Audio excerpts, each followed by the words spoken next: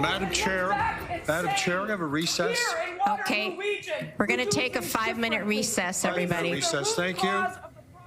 Tense moments in regional council chambers. Emotions high as a long list of delegates had their chance to tell councillors what they think about proposed amendments to a bylaw that would see people living at a Kitchener encampment forced to leave by April 1st.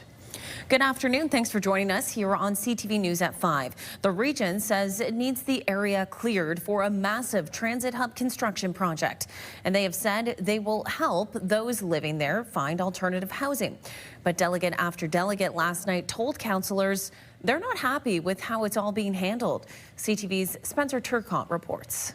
A new year, but same encampment at 100 Victoria Street North. Not what regional councillors had in mind when they approved a bylaw last year that was intended to force anyone living at the encampment off the land before the end of 2025. The property is needed for construction of the Kitchener Central Transit Hub that's supposed to begin this spring. But not long after the original bylaw was passed, a legal challenge arose. The issue, whether the bylaw breaches charter rights. That matter will be argued in court next month.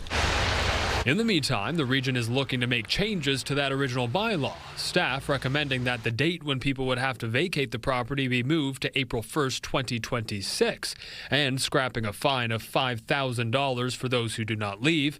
Staff also suggesting a more clear process for helping encampment residents to find alternative accommodations. But some delegates felt the proposed amendments don't go far enough. Homelessness in general is not going to be solved by this proposed bylaw, obviously. Some suggesting that council rethink how they're looking at this entire process by enacting a public camping bylaw where residents can relocate to another site. Others said they don't believe council is spending enough on housing supports. I dare you to take that money and set it aside for a sustainable housing project. We currently invest over $200 million more than what we're mandated to by the province, not the 20 million, 200 million. And those are all upstream programs. One delegate asked council to push the date for people to clear the encampment to June to give people more time, while many felt councillors already have their mind made up. In part, I'm here to ask you, what's the point of this? This input meeting is performative. It feels like a colossal waste of our time because this council has already demonstrated that it's willing to act first and worry about legality later. However, one delegate did stand out from the rest for supporting the region in their effort to remove encampment residents. We seem to have a never-ending bureaucratic merry-go-round funded by the taxpayer. The legal back and forth in Superior Court regarding this site is costing the region substantial sums of money. The region says the current cost to maintain the encampment are more than $793,000 a year or $66,000 a month for things like security, garbage removal, and pest control. It does not include costs for social supports or outreach, an area many delegates said the region is lacking in. Spencer Turcotte, CTV News Kitchener. It's now been over a month since a 32-year-old man was shot and killed in Kitchener. Police are still investigating, but friends of Pab Gany want people to know who he was. Friends of Gany tell CTV News he was shot and killed on December 1st. The 32-year-old was born in South Sudan. He immigrated to Kitchener, where he's lived since the early 2000s. He leaves behind 4 children with another on the way. His childhood friend says it was shocking to hear the news of Gany's death, saying he was an extremely friendly person who was always willing to help others. Pure shock and just unbelievable that somebody who stood for so much good would be taken away like that. So many people just felt that the world lost a very special person. Waterloo Regional Police say they believe organized crime may have played a part in the shooting. There's been no updates on the investigation at this time. CTV's Colton Weens will bring us the latest details at 6. It may be warmer than we're used to at this time of year, but winter is far from over. And some Grand River Transit bus riders say stops aren't getting cleared quickly enough after snow events. According to the GRT website, snow clearing is done by contractors. Work to clear the 2,500 stops and shelters is supposed to get underway 24 hours after a snow event. And crews have up to 48 hours to get the job done. But some people say it's just not happening, making it difficult for seniors and those with mobility issues. I would like Grand River Transit to do a better job of clearing the bus stops, and that includes curbside, so the bus can get to the curb, get to the bus stop proper. But again, like I say, it's not that I'm in a fight with GRT. Love my GRT people. At 6, CTV's Alexandra Hollick will hear from the GRT on how they plan to address riders' concerns. For now, we switch to the forecast with CTV's Ashley Bacon here in studio. We saw a little bit of that snow on sidewalks out there. There is still snow-covered streets, but some of it, I noticed today, has melted because we finally saw the sunshine. It was a glorious winter day, Leanne. I mean, we saw the sun for many hours today. We got up to 6 degrees. We were only forecasted to reach 5, so that, you know, extra bit of vitamin D helping the environment there. And certainly we saw a lot of melt, and that's not going to change over the next few days. However, we are going to see some wet stuff. Let's take a look at our radar. You can see that band of precipitation that is making its way in our direction and will be here a little after midnight tonight. So be prepared if you have to head out this evening, and certainly tomorrow you're going to want to bring an umbrella. Right now, though, it's 5 degrees still. Winds from the southeast at 13 kilometers per hour. So not too windy out there, and a beautiful sunset indeed. Let's take a look outside. It's from Kitchener this evening. You can see there this lovely sun setting. Dave Pettit bringing us this shot. Thank you, Dave. And certainly get out there while you can, because that rain is coming. Go for a nice long evening walk before it starts. Perfect time to get out while the sun is setting. So gorgeous like that. All right, Ash, thanks. We'll take a quick break, tell you what you need to know. Tickets for the 2026 Stratford Festival go on sale this Saturday. This season, Shakespeare's The Tempest and A Midsummer Night's Dream, along with other Broadway classics, will be highlighted. The curtain will rise on April 21st. Download the CTV News app and stay on top of local stories as they unfold. We go to a dramatic scene unfolding. Customize your feed and watch live wherever you are. CTVKitchener.ca, your home for news.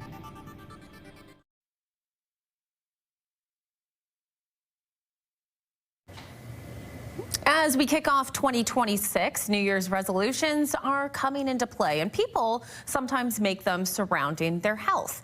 Here to talk about best practices for staying healthy this year is Dr. Matthew Tenenbaum, the Associate Medical Officer of Health in Wellington, Dufferin Guelph. Dr. Tenenbaum, Happy New Year to you. Great to see you. Happy New Year to you too, Leanne. Thanks for having me today. Of course. I just want to start with the situation around influenza. We know the final weeks of 2025 saw an increase in positive tests for the flu across Canada. Where do we stand locally right now that, holiday gatherings are wrapped up? So locally, we're still in a period in our community and I think across the province of relatively high flu activity, more flu activity than we typically see this time of year, or at least for the past several years. So flu is out there, and it's a big driver of what's making people feel sick and what's causing people to go to their primary care provider or go to a hospital with flu-like illnesses. It's not so much COVID or RSV or other viruses. Flu is the big one right now, and we are really emphasizing being aware of how you're feeling, getting the flu shot if you haven't already. It is not too late. Making sure that you're staying home if you can, and you feel like you have a fever or a new cough, runny nose, things like that. And just making sure that you're doing those basic things like washing your hands whenever you're seeing new people or entering new places to prevent the spread of flu and other germs. I want to talk a little bit more about the flu shot, because you touched on it there. You said it's not too late to get one for people who haven't yet. That's right. I mean, earlier is always better, but it's not too late. It is still being offered by many family doctors' offices or primary care offices, as well as pharmacies across the province, including in our community. Earlier is better. Today is the best day to get it if you haven't gotten it already, and it's definitely not too late. Flu is still high in our community. It's posing a risk out there right now. I'm not sure how quickly things are going to go down in the coming weeks in terms of flu activity, so getting a shot now, even if it's not going to kick in right away, is still a good investment in your own protection and the protection of those around you. With the activity of flu spreading, is there any specific high-risk groups who should be taking extra precautions as we head into these winter months? So with flu, we typically think about people who are at the extremes of age, those who are older, say above age 65, as well as kids who are quite young. Typically those who are very old or very young are at higher risk of flu becoming more impactful for them, higher risk of having to go to the hospital because of flu or things like that. Those are the groups we focus most on when it comes to getting the flu shot. Additionally, people who have certain medical conditions affecting their heart or their lungs, or they have, other conditions that make their immune system work less well, they are at higher risk. Flu is unfortunately going to be common right now this year, this season in our community, so many people are going to get flu. Those are groups, though, that are at a higher risk of, if they get flu, becoming sick enough they require more advanced care. Many people will get flu and be able to manage themselves, but certain high-risk groups may need extra help, and those are the folks who most need to seek care when they're feeling unwell and benefit the most in the flu shot. Okay, in general, what are some health practices people can keep top of mind right now and take into the year as it comes through 2026? Absolutely. So obviously we kind of touched on the fact that this is the time of year where flu is circulating. It is typically the time of year when a lot of viruses and bacteria that can cause illness are circulating at higher levels. Because it's cold, we're gathering more indoors, and these kinds of things spread more easily. So again, basic things like getting your flu or COVID or RSV vaccine, if you haven't already, washing your hands, covering your coughs or sneezes, wearing a mask in crowded spaces, those things will all help reduce risk of those things being passed from person to person. Next, I think a lot about the fact that in this colder, darker time of year, we typically see people having, worse mental health, feeling more lonely, feeling more stressed and isolated. It is particularly important for you to keep an eye on how you're feeling and how those around you are feeling, checking in with family members, friends, neighbors, those who you know need extra support this time of year, making sure that you're taking time for yourself to do those things that matter to you, that inspire you, ideally making the most of the limited daylight hours we have and staying active, and of course reaching out to get help and get care if you do need it. We have services in our community like Here 24/7 that you can contact if you find you need extra help. Those are the other things to think about as being particularly important, unfortunately, in this particularly cold, particularly dark time of year. Well, it's great advice and, of course, important information as well. Dr. Tenenbaum, thanks for your time. Dr. Matthew Tenenbaum is the Associate Medical Officer of Health in Wellington, Dufferin, Guelph. Thanks again. Thank you very much. Let's check our Need to Know calendar as we head to break. Head over to the Odd tomorrow to catch the Kitchener Rangers take on the Oshawa Generals. Puck drop 7 p.m. You can grab tickets online or at the box office. When you see it happen, send it to CTV News. Text 10400. From your screen to ours. Text 10400.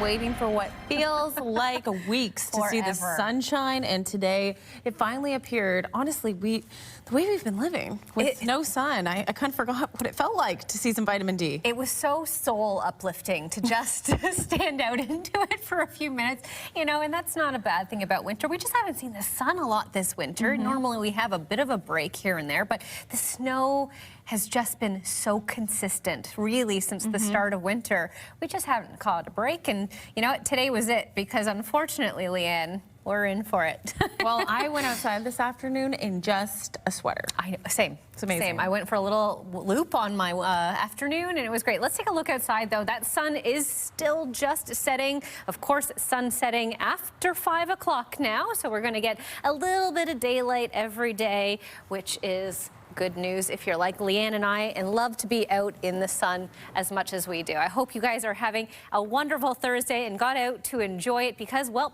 rain is on the way. Let's start with our futurecast and have a look at what we can expect. So this system is pushing up through the United States. That's going to come up by midnight. So by 3 a.m. we're going to see a really heavy band of precipitation moving through. That's going to continue into tomorrow, the start of your Friday, and through to the afternoon. Now, it will start to dissipate by your commute home, but that doesn't mean it won't be a messy one. Lots of rain. In addition, the temperature is going to be warm, so the melting snow will cause some, issues with flooding potentially in some areas. So do stay safe if you are out and about tomorrow. Let's start with some temperatures around the country, starting on the west coast. In Vancouver, a balmy 6 degrees. We were also 6 degrees here today. -4 in Calgary, -11 in Regina. On the east coast, -7 in St. John's, 2 in Montreal, 4 in Toronto, so we're a little bit warmer there.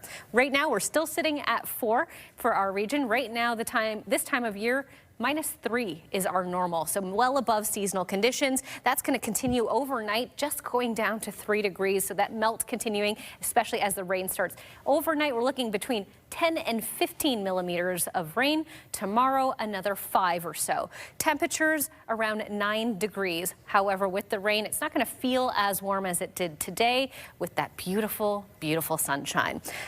Back in 2008, 13 degrees. So we didn't quite reach that record, but it certainly felt like it was a balmy summer or spring day, I should say. Back in 1968, -25.6. I will take 4 degrees over that any day of the week. And lastly, first at 5, periods of rain, as I mentioned, tomorrow. Now, this is where things start to get tricky. Saturday, temperatures will drop back down, will turn into sleet, and then by Sunday, temperatures getting back into our normal ranges will flip over to flurries. So it will be a bit of a messy weekend if you're out and about. By Monday, cloudy conditions and -2, Leanne. So pack your umbrella, pack your shovel, and get ready for a good weekend.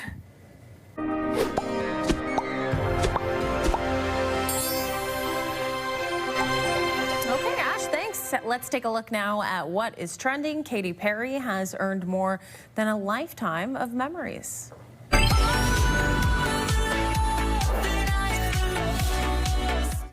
The numbers are in for the pop star's Lifetimes tour, which wrapped last month.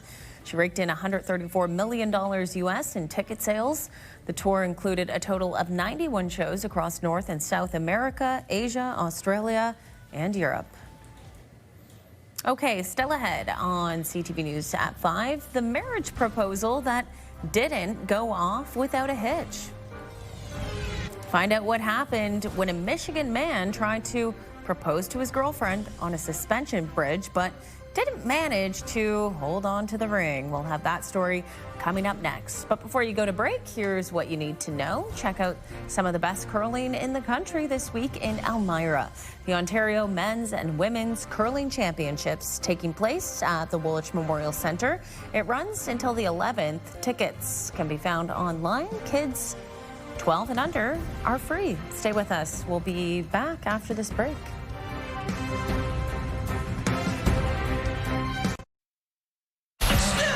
Bounce 99.5 has the music you just can't quit. Home of Bounce Mornings with Angie Hill and Sarge. KW's Bounce 99.5. Listen on the free iHeartRadio app. Welcome back as we take a look at tonight's digital dive. A Kitchener woman has won big to start off the new year. Diane is $75,000 richer after winning a top prize with OLG's Instant North Pole Doubler. The 64-year-old says she likes to try out seasonal games and bought 2 of these tickets. You can find out how she plans to spend the prize on our website. Scan the QR code in the bottom corner of your screen or go to ctvnewskitchener.ca.